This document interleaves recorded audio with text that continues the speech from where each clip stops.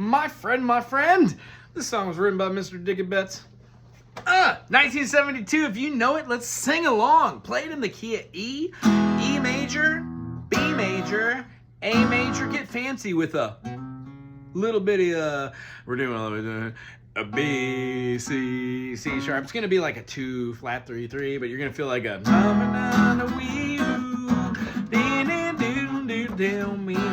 do a little hammer on your G sharp. It's going to give you that blues feeling that, you know, everybody just wants to capture. Here it is, folks. My name's Wago. If you dig on it, subscribe, become part of the channel, become a member. If you don't, peace. Walk along the river, sweet lullaby. These don't keep on flowing. You don't worry about where it's going. No, no.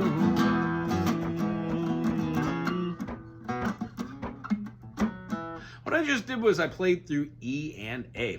Oh, you see that spit bubble? Cool. E major to B major, A major back to E. E major then to B major, hold the A then back to E to A. Underneath there, I was doing it's mimicking what's going to come at the end of the song. It also has a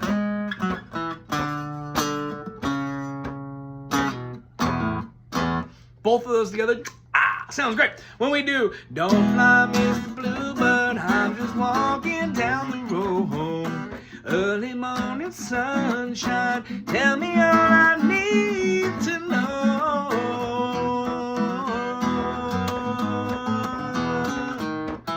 Here comes the chorus. B major to A major, E then back to A. B major then A major then E then back to A. Hold the A and then put an F sharp in the bass. And now is really where it gets to the fun part of what this video is. If you made it through that 2 minutes of nonsense.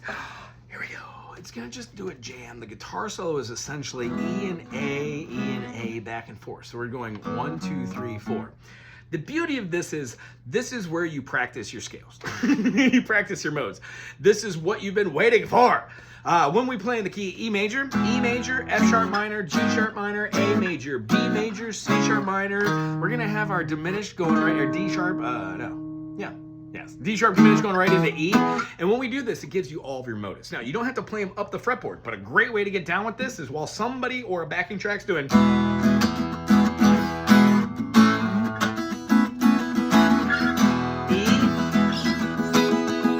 A, you can get down on F sharp. Why?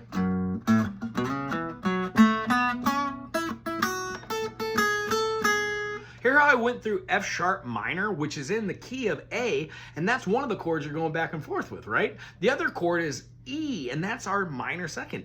It's in the key of E as the 2. So when somebody's playing E and A, you can get down on F sharp minor. You can even manipulate it to have, rather than just even pentatonics,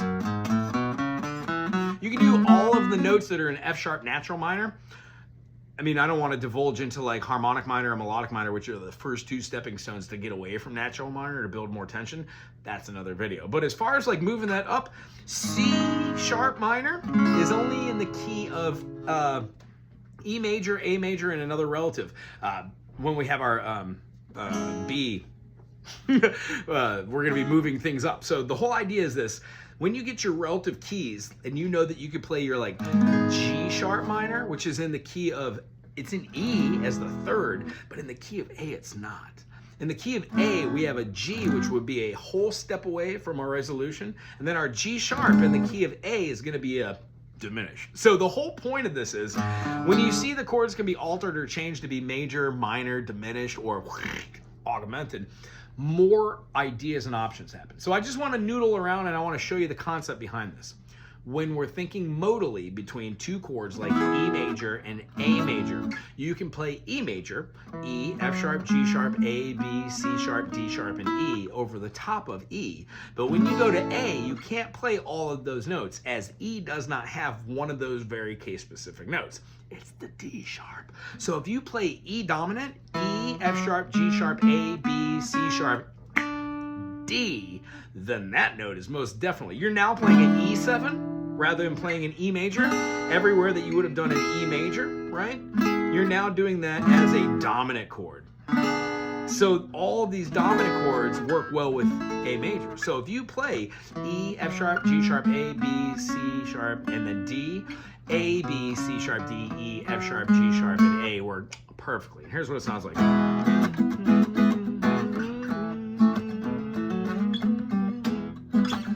Forgot I was humming.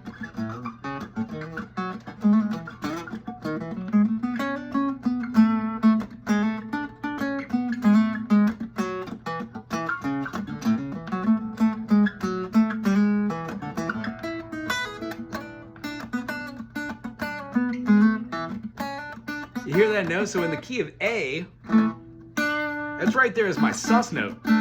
So it builds tension. And in the key of E, it's the dominant. So it builds tension too. They're super relative. That's the whole point of modal theory. One is called E mixolydian, and then one is called A Ionian.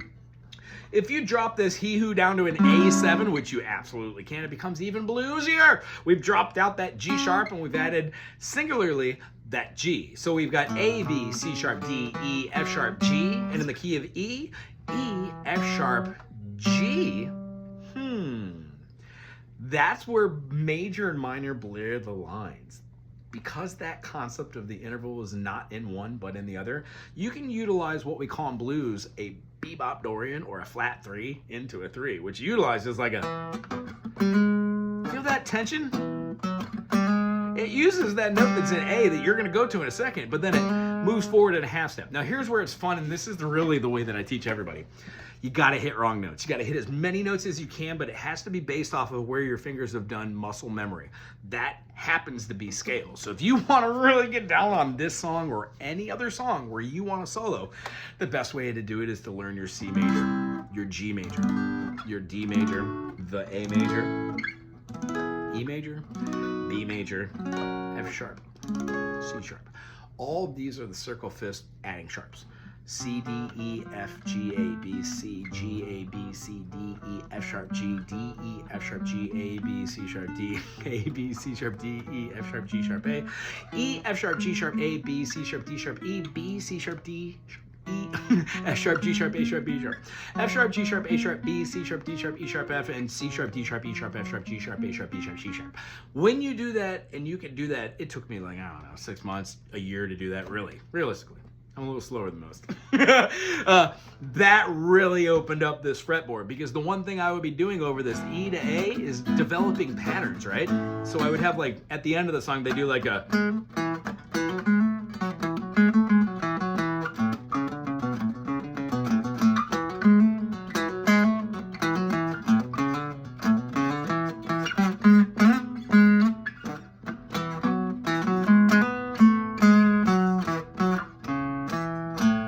And all of those notes are attainable just by jumping to them in my head in real time, because the mechanisms that I've worked out, I know that it's not a minor third. I know that it's a major second. I know that it's not a jump that's going to be huge like a major. So the idea is knowing the terminology and then being able to do it as little tiny tidbits of music theory. Start small, work with majors and minors, work with like a genre, get lessons, have fun with it. There are teachers out there that are exciting and fun, and if you've just stumbled upon this channel, please subscribe. Put comments down in the comment section. Remember, make them nasty. I'm just joking. Don't do that. I have children who watch this channel. It's not a kid channel, but it's very kid friendly. Anyway, I enjoyed this one. I hope you did too. Hope it gave it a little insight. Whenever you're playing E and A, you definitely can play F sharp minor chords. No. When you do the G sharp minor, no. You can do A major. We just discussed how to turn E into an E dominant and turn A major into an A dominant, and that gives you so much more to do when you're playing that mixolydian mode. And then as far as like doing pattern recognition, what is that?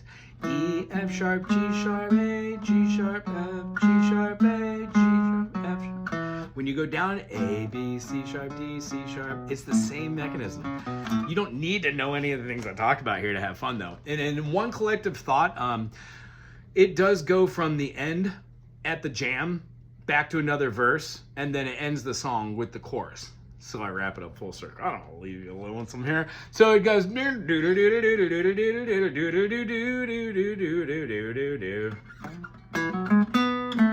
a little low, I mean.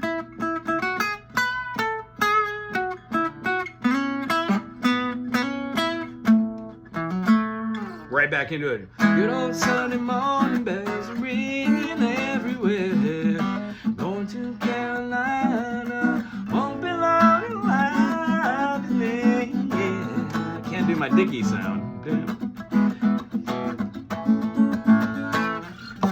You're my blue sky, you're my sunny day. Lord, you know you make me high when you turn your love my way. Turn your love my way. You could do this so many ways, but here's a simple way to do it.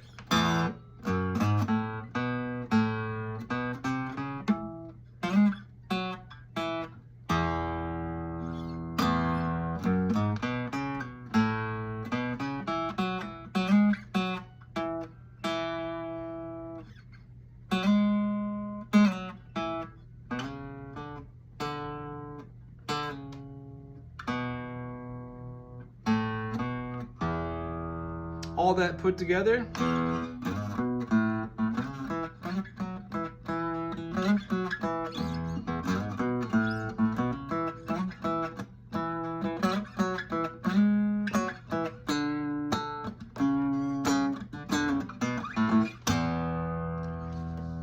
don't know, fun chord at the end, maybe like a 9 or an 11. I hope you had a great time today. I sure as heck did. Subscribe, why don't you? Adios.